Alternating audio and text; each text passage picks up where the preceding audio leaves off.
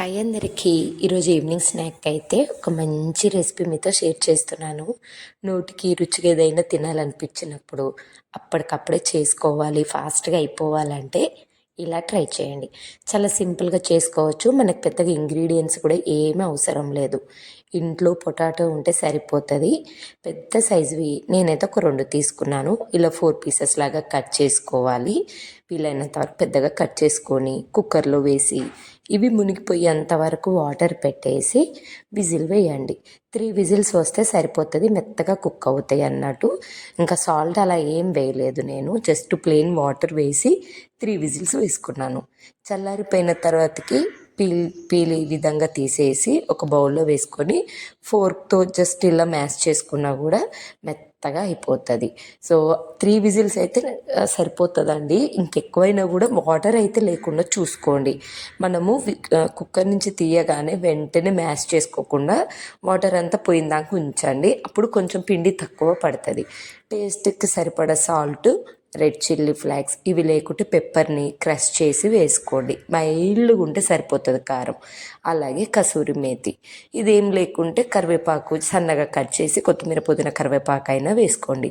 Next potato మనకి ఇంకా corn starch అంటే కార్న్ఫ్లోర్ ఒక్కటి సరిపోతుందండి. నేనైతే కార్న్ఫ్లోర్ తీసేసుకున్నాను. కార్న్ఫ్లోర్ కూడా మీకు ఒక 2 స్పూన్స్ సరిపోతుంది, ఎక్కువ ఏం పట్టదు 2 పొటాటోస్కి అయితే.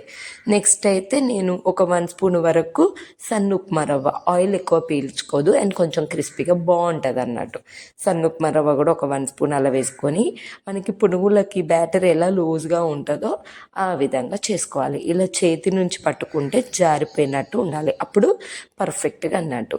ఓన్లీ పొటాటోతోటి చేస్తున్నాం కాబట్టి ఆయిల్లో వేగుతున్న కొద్దీ ఎంత మంచి స్మెల్ వస్తుందంటే పిల్లలు కూడా ఇష్టంగా తింటారండి.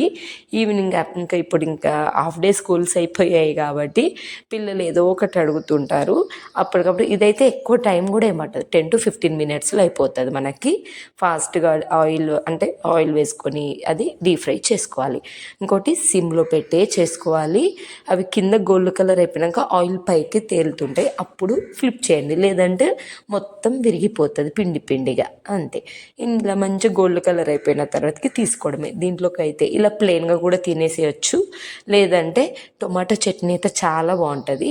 నేను టొమాటో చట్నీ చేశాను ఇన్స్టెంట్గా, అప్పటికప్పుడు చేసుకొని ఇచ్చేసాను పిల్లలకి. జస్ట్ టొమాటో, వెల్లిపాయలు, పచ్చిమిర్చి అలా ఆయిల్లో కొంచెం రోస్ట్ చేసి మిక్సీ పట్టేసుకున్నాను, అంతే. ఈ పునుగులకి టొమాటో చట్నీనే సూపర్ ఉంటుందండి.